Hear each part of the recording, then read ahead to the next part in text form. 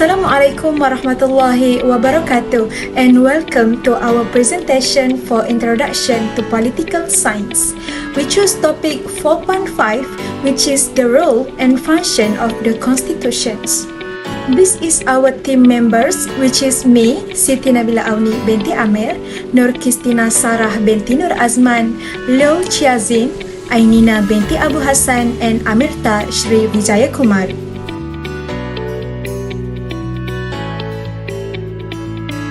Before we talk about what the Constitution is, let's first explain why we need one. Let's start by looking at the fundamental things we all need as a human being. This is a voice in a decision that affects our life. Material well-being such as food, shelter and education, security and protection from violence or discrimination, and recognition and respect as an individual and community. To help meet this need, people create governments and delegate powers to them to exercise for the common good of society.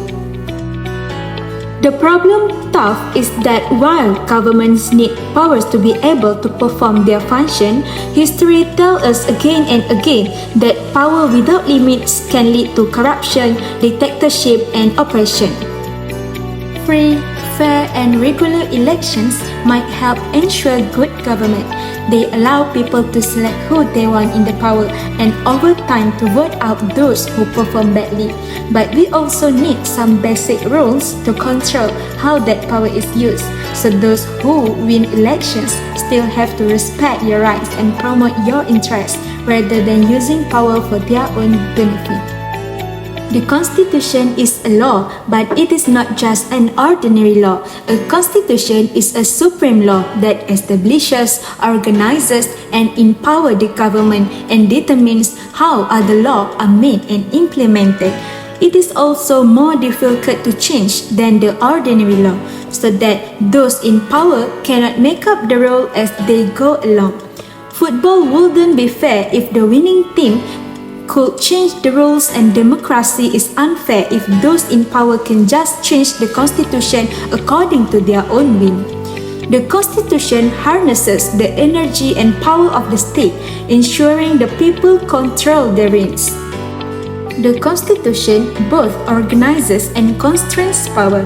The Federal Constitution provides for the establishment and the organizations of three main branches of the government, which is a legislative, executive, and judiciary. The legislative is recognized as parliament. Legislative is the place of parliament where people's problems, voice, and complaints are heard. In the parliament, legislators will debate, discuss, and argue about a bill, a question, or a country problem. The first function of the legislature is to make law. The legislature is responsible to make law or to dispense law. Law will either derive from practice, ritual, and religious scripture in ancient time, or were given by king as their command. Next, the second function of the legislature is that it acts as the representation of the public in the country. Individual legislators contact with constituents in their district as policymaker in making public policy decisions, provide mechanism for addressing citizen concern about the government, and provide a forum for the expression of public view and opinion. Moving on, the third function of the legislature is in performing certain financial function. The executive cannot collect or spend money without the consent of the legislature. Every year, the executive must prepare a budget for the next financial year and get it approved by the legislature. What is executive? Executive is a person or a group of persons having administrative or supervisory authority in an organization. It is made up of the public service and government ministers. The executive in Malaysia is the branch of government that puts government laws and programs into effect. It is made up of the public service and government ministers. Every government department and agency are responsible for each of their executive department.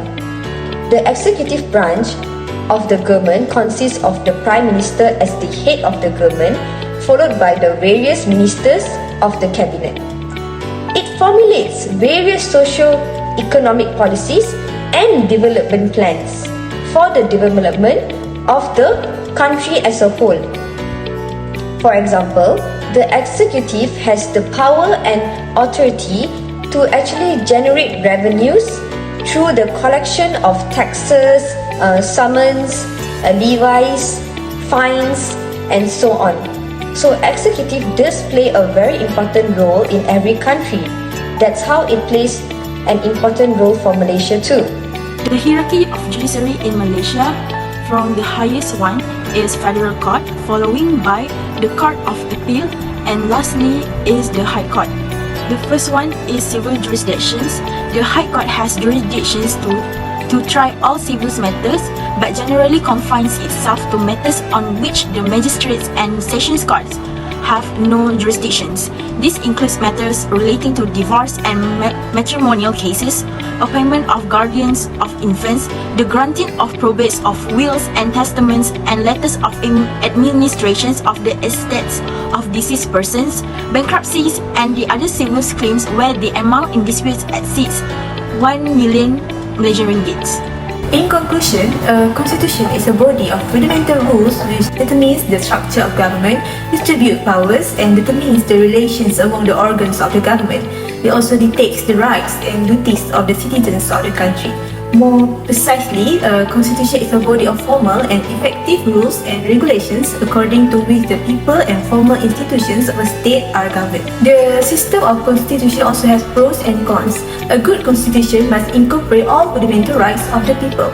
The constitution should be a mixture of both rigid and flexible. On the other hand, the procedure of amendment should not be so complicated and delayed. It should correspond to the actual conditions of the state. It also should satisfy the ideal, hopes and aspirations of the people. The public good is grounded in democratic ideals where political equality requires a consideration of everyone's opinion as well as seeking of harmony, agreement and public participation. Otherwise, there will be constant danger of revolution.